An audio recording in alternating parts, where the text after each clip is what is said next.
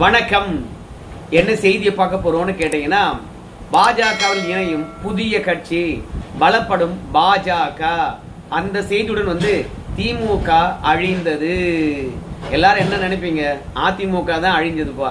ஏன்னா பனையூர் அலுவலகத்தை ஒட்டுமொத்தமாக அதிமுக தொண்டர்களாலும் நிர்வாகிகளாலும் தான் நிரப்பிக் கொண்டிருக்கின்றார்கள். அதனால அதிமுக அழிந்து கொண்டு வருது அப்படின்னு சொல்லிட்டு நீங்க நினைக்கலாம். ஆனால் தேர்தல் ஒரு மாத காலத்துக்கு பிறகு திமுகவுக்குள்ள வெடித்திருக்கின்ற உட்கட்சி பூசலானது ஒட்டுமொத்தமாக அந்த கட்சி அழிவை நோக்கி போகுது அப்படின்றது எல்லாருக்கும் தெரியுதுங்க. ஏற்கனவே ஒரு கட்சி வளமாகவும் பலமாகவும் இருக்க வேண்டும் என்றால் தொண்டர்கள் இருக்கணும். ஆனா திமுகவை பொறுத்த வரைக்கும் சிறுபான்மைகளை இழந்து விட்டார்கள், பட்டியல் இனத்தவரை இழந்து விட்டார்கள். மற்றபடி ஓபிசிகளை பொறுத்த வரைக்கும் அதிமுக ஆதரவா இருந்தாங்க, பெரும்பான்மையாக பாஜக ஆதரவா இருந்தாங்க. ஆனால் திமுகவுக்கு பெருசா ஆதரவாக இல்லை. அதனால திமுக தன்னுடைய சுயத்தை இழந்திருக்கிற இந்த தருணத்துல தோல்விக்கான காரணத்தை கண்டறிவதற்காக ஒரு 38 பேரை நியமிச்சாங்க. 38 பேரும் திமுக தோத்ததுக்கான காரணம் என்ன அப்படின்றத பட்டவர்த்தனமா போட்டு உடைச்சிருக்காங்க. எல்லா மாவட்டத்திலும் ஆட்சி அதிகாரத்தில் இருக்கின்ற போது உட்கட்சி பூசல் இருந்திருக்குது. ஒவ்வொரு மாவட்டத்திலும் 2 மாவட்ட செயலாளர்கள் இருக்கிறாங்கன்னு வச்சுங்களேன். அந்த 2 மாவட்ட செயலாளர்களும் குறுநில மன்னர்கள் போன்று செயல்பட்டு இருக்கின்றார்கள். கட்சியை கீழ்மட்டத்தில் ஒருங்கிணைக்கவே இல்லை அப்படின்றது இப்போ தோல்விக்கான காரணம் என்ன என்று ஆராய்கின்ற பொழுது தெரிந்திருக்கிறது. இப்போ என்ன பண்ணிருக்காங்க கேட்டீங்கன்னா, உட்கட்சி பூசலுடைய அடுத்த கட்ட வளர்ச்சியாக அறிவாலயத்தில் அனுதினமும் பஞ்சாயத்து நடந்து கொண்டிருக்கிறது. ஏவா வேலுக்கு எதிராக பஞ்சாயத்து, KN நேருக்கு எதிராக பஞ்சாயத்து, மதுரையில் தளபதிக்கு எதிராக பஞ்சாயத்து என்று சொல்லி ஒவ்வொரு மாவட்டமாக அனுதினம் அந்த மாவட்ட செயலாளர் மீது உடன்பிறப்புகள் புகார் சொல்லிவிட்டு போயிருக்கிறாங்க. தோத்த பிறகும் மாவட்ட செயலாளர்கள் எங்களை பார்க்கலிங்க, அரவணைக்கலிங்க. அதே மாதிரி கலைஞருடைய பிறந்தநாள் விழாவை எங்கோ ஒரு மூலையில கொண்டாடி விட்டு கண்டுக்காம விட்டுட்டாங்க. கட்சி தொண்டர்களை பொறுத்த வரைக்கும் அழைப்பார்கள், கட்சி புத்துணர்வு பெறும் அப்படிலாம் நினைச்சோம். ஆனா எங்களை ஒருங்கிணைக்கவே இல்லைங்க அப்படின்னு சொல்லிட்டு அனுதினம் மாவட்ட செயலாளர்கள் மீது புகார் வைத்து விட்டு போயிருக்கின்றார்கள். பல மாவட்டத்தில் மாவட்ட செயலாளர்களும் தோத்து விட்டாங்க, அமைச்சர்களும் தோத்து போயிட்டாங்க. ஸோ தோல்விக்கான காரணம் உட்கட்சி பூசல் தான் அப்படின்னு சொல்லியிருக்கிறாங்க. இப்போ மாவட்ட செயலாளர்களை பொறுத்த வரைக்கும் தங்கள் மீது வைக்கப்பட்டிருக்கக்கூடிய குற்றச்சாட்டுகளை பொய்ன்னு நிரூபிக்கணும். அதற்காக தன்னுடைய ஆதரவாளர்களை ஒன்று திரட்டுகின்றார்கள். குறிப்பாக சொல்லணும்னா மதுரையில் இருக்கக்கூடிய தளபதி. ஏற்கனவே இந்த தளபதிக்கும் காங்கிரஸ் கட்சிக்காரங்களுக்கும் 7.5, அதனால தான் கூட்டணி விட்டு வெளியே போனாங்க அப்படின்னு சொல்லலாம். மாணிக்கம் தாக்கூர் அவர்களை பொறுத்த வரைக்கும் ஒரு படி மேலே போய் நாம எந்த தொகுதியை சட்டமன்றத்தில் காங்கிரஸ் போட்டியிடுவதற்கு கேட்டு பெறுகின்றோமோ இல்லையோ, ஆனால் மதுரை மத்திய தொகுதியை நம்ம கேட்டு வாங்கினோமையா. தளபதியை பொறுத்த வரைக்கும் நிற்கவே கூடாது அப்படின்னு சொல்லிட்டு சண்டை பிடிச்சாரு. உங்க எல்லாருக்குமே தெரியும். அந்த அளவுக்கு தளபதி மீது தேர்தலுக்கு முன்பாக காங்கிரஸ் கட்சிக்காரங்க காண்டா இருந்தாங்க. ஆனா காங்கிரஸ் கட்சியை கதற விடுறதுனால திமுக தலைமையானது தளபதி மீது ஒரு நம்பிக்கை வச்சிருந்தது.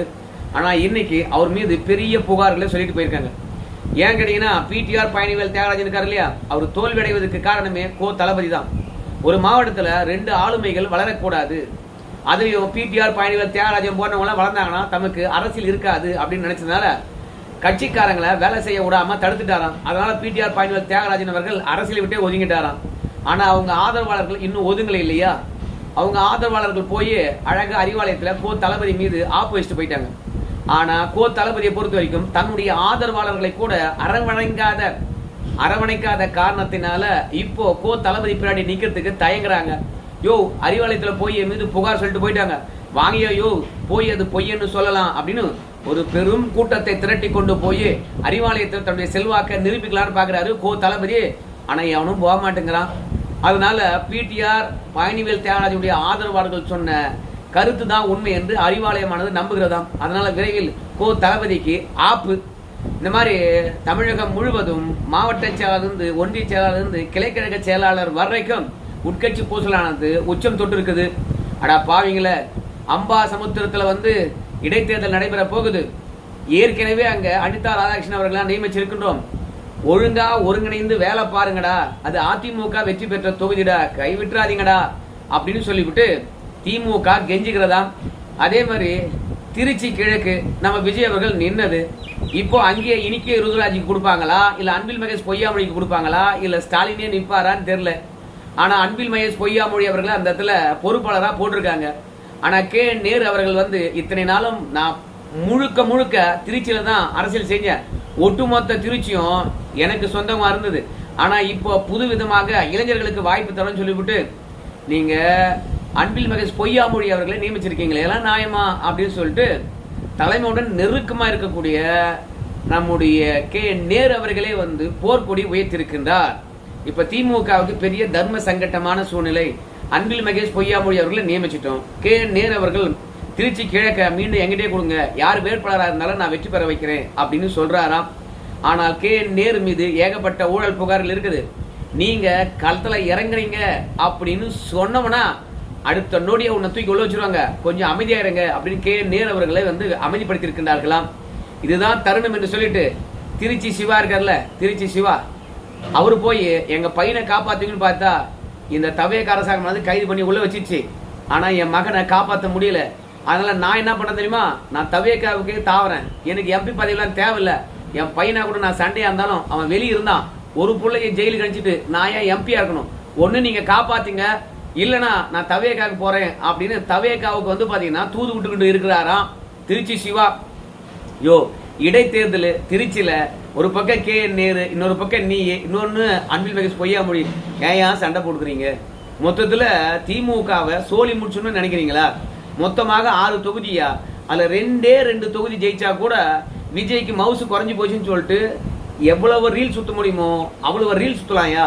2 தொகுதி ஜெயிங்கயா.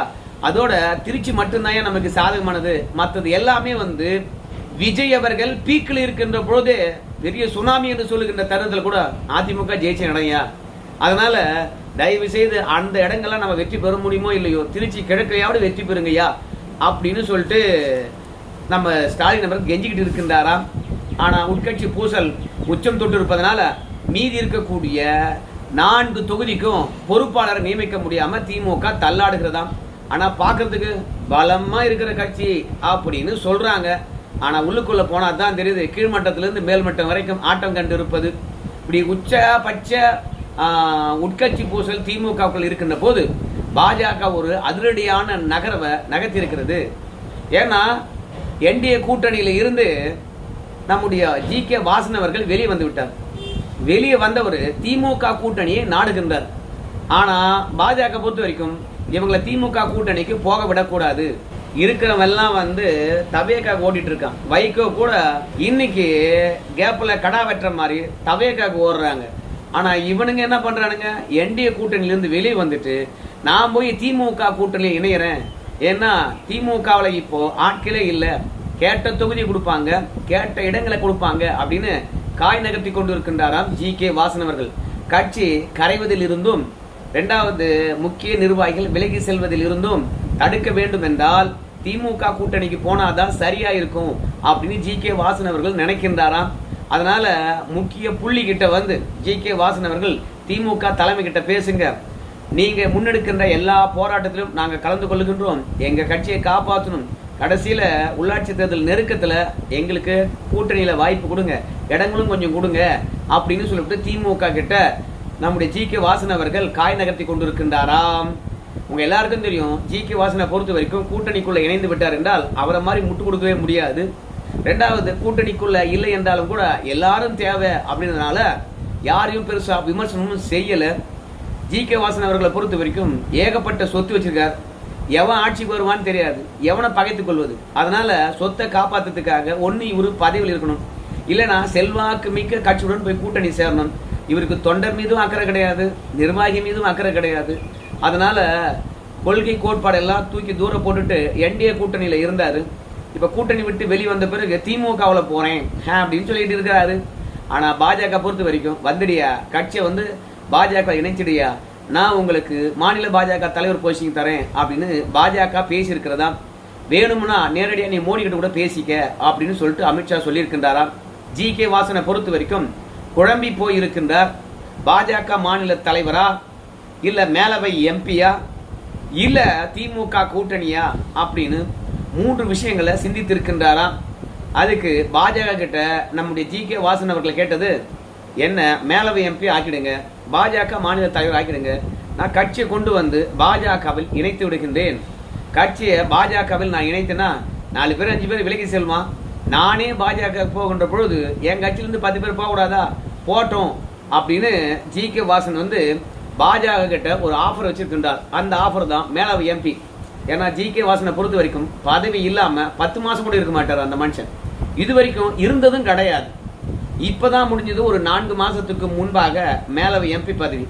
இப்ப மீண்டும் பாஜக கிட்ட வந்து பாத்தீங்கன்னா கொக்கி போட்டுட்டு இருக்காரு. ஆந்திராவில் இருந்து என்னை தேர்ந்தெடுத்துருங்க, உடனடியாக நான் வந்து உங்களுக்கு ஆதரவளிக்கின்றேன், இல்லைன்னா கட்சியில சேர்ந்துறேன் அப்படின்னு டிமாண்ட் வச்சிருக்கின்றாராம். பாஜக பொறுத்த வரைக்கும் தனியா கட்சி வச்சு உன்னால எந்த தேர்தலும் எதிர்கொள்ள முடியல. நாளுக்கு நாள் நிர்வாகிகள் வெளியேறி கொண்டே இருக்கின்றார்கள். எத்தனை மாவட்டத்துல மாவட்ட செயலாளர் இருக்காங்க சொல்லுங்க பார்க்கலாம். எல்லாரும் வெளியேறிவிட்ட பிறகு சவாலான தருணத்துல பாஜக இணைஞ்சிருங்க அப்படின்னு சொல்லியிருக்கின்றார்களாம். ஜி.கே. வாசனை பொறுத்த வரைக்கும் அம்மியே ஆடி காத்துல அந்தரத்துல பறக்கும் போது எச்சல எங்க பறக்கும்? அதிமுகவே அல்லோல கொல்லப்படுகின்ற இந்த தருணத்துல எதுக்கு நாம வந்து தனியா கட்சி வச்சு நடத்தணும் அப்படின்னு சிந்தித்துக் கொண்டிருக்கின்றாராம். பாஜக ஆஃபரை ஏற்றுக்கொள்கின்றாராம். ஆனா அவரை பொறுத்த வரைக்கும் மேலவை எம்பி கொடுங்க, மேலவை எம்பி கொடுத்து பாஜக மாநில தலைவராக என்னை அப்படியே நீட்டிக்க வைங்க அப்படின்னு சொல்றாங்களாம். பாஜக பொறுத்த வரைக்கும் 2 சாய்ஸ் தான். கட்சியை இணைச்சுன்னா மேலவை எம்பி பதவி, இல்ல மத்திய இணையமைச்சர் பதவி, இல்லையா கட்சியை இணைச்சுன்னா மாநில தலைவர் பதவி. எங்க கட்சியை பொறுத்த வரைக்கும் ஒரே ஆளு 2 பதவியை அனுபவிக்க முடியாது. மாநில அளவில் ஒரு பதவியும் அதே மாதிரி வந்து எம்பியோ எம்எல்ஏவோ நீடிக்க முடியாது. என்ன சொல்றீங்க? அதாவது நீங்க நேரடியா களத்துல நின்று வெற்றி பெற்றீர்கள் என்றால் கட்சி பதவியில் இருக்கலாம். ஆனா நியமன பதவிகளை பொறுத்த வரைக்கும் தலைவராக நியமிக்க முடியாது, 2வது மேலவை எம்பியாக நியமிக்க முடியாது. 2த்துல ஏன்னா ஒண்ணுதான் அப்படின்னு சொல்லிட்டு அமித்ஷா சொல்லியிருக்கின்றாராம். இல்ல எனக்கு 2ம் வேணும் அப்படின்னு அடம் பிடிக்கின்றாராம். ஏன்னா நயனார் நாகேந்திரன் அவர்களை உடனடியாக எடுக்கணும் என்ற அவசியம் இப்ப கிடையாதான். அதனால மேலவை எம்பி தரம் கட்சியை வந்து இணைச்சிடுங்க அப்படின்னு சொல்றாரு. கட்சி இணைச்சிடுறேன், மேலவை எம்பி ஆக்குங்க, மாநில தலைவர் ஆக்குங்க அப்படின்னு டிமாண்ட் வச்சிருக்கின்றார். ஸோ இந்த டிமாண்டு படிக்கிறதா? இது பாஜகவுக்கு பலம் சேர்க்குமா? அண்ணாமலை இல்லாத அந்த வேக்கண்ட்டை நம்முடைய ஜி.கே. வாசன் அவர்களால் நிரப்ப முடியுமா? ஜி.கே. வாசன் அவர்களை பொறுத்த வரைக்கும் ரொம்ப பண்பட்ட அரசியல் தலைவர், யாரையும் கடுமையான வார்த்தை கொண்டு விமர்சிக்காதவர், திமுக எதிராக பெருசும் பேசாதவர். பாஜக அரசியலை பொறுத்த வரைக்கும் டிஃபென்ஸ் இருக்கக்கூடாது, அப்பன்ஸ் தான் இருக்கணும். அதனால ஏற்கனவே நயனார் நாகேந்திரன் பொறுத்த வரைக்கும் டிஃபென்ஸ் மட்டும்தான் ஆடினாரு. அண்ணாமலை மாதிரி டிஃபென்ஸ் அப்பன்ஸ் 2மே ஆடக்கூடியவராக இருக்கணும் தலைவர் பதவியில அப்படின்னு நினைக்குது. அதனால தான் என்னையா பண்றது, கட்சியை சேர்த்துடுற ஆனா தலைவர் பதவி கேட்கறியே என்ன பண்றது அப்படின்னு பாஜக யோசிக்குது. ஏற்கனவே தடுப்பாட்டம் மட்டுமே ஆடிக்கொண்டு இருந்த நயனார் நாகேந்திரன் எடுத்துட்டு தடுப்பாட்டம் கூட ஆட தெரியாத ஜி.கே. வாசன் அவர்கள் தலைவராக போறதா அப்படின்ற கடுப்புல தான் பாஜக தலைமை இருக்குது. ஆனா கட்சியை எங்கேயும் வெளியே விட்டுறக்கூடாது, கூட்டணி சேர்ந்துடக்கூடாது, கட்சி இணைச்சிடணும், கூடுதல் பலம் கிடைக்கும் அப்படின்னு நினைக்கிறாங்க. ஆனா இன்னைக்கு தேர்தல் களமானது 3 முனையாக பிரிந்திருக்கிற இந்த தருணத்துல ஜி.கே. வாசன் கட்சியில் இணைந்து அவர் தலைவராக்கி அவர் இந்த 3 முனை போட்டியில கட்சி எப்படி வளர்க்க போறான்னு தெரியலையே அப்படின்றது அமித்ஷாவுடைய எண்ணமா இருக்குது. ஆனால் தொடர்ந்து பேச்சுவார்த்தை நடந்து கொண்டு இருக்கிறது. எப்படி முடிய போகுது இந்த பேச்சுவார்த்தை என்பதெல்லாம் பொறுத்து பார்க்கலாம். திமுக அழிவதை கொஞ்சம் கொஞ்சமாக செய்திகள் வெளிவருகின்ற போது கேட்கின்ற போது நமக்கு மகிழ்ச்சியாக தான் இருக்குது. திமுக மொத்தமா அழியணும், ஒத்த பையன் கூட அந்த கட்சியில் இருக்கக்கூடாது என்பதான் என்னுடைய எண்ணம். திமுக அழியுமா அழியாதா? உங்க கருத்து சொல்லுங்க. நன்றி.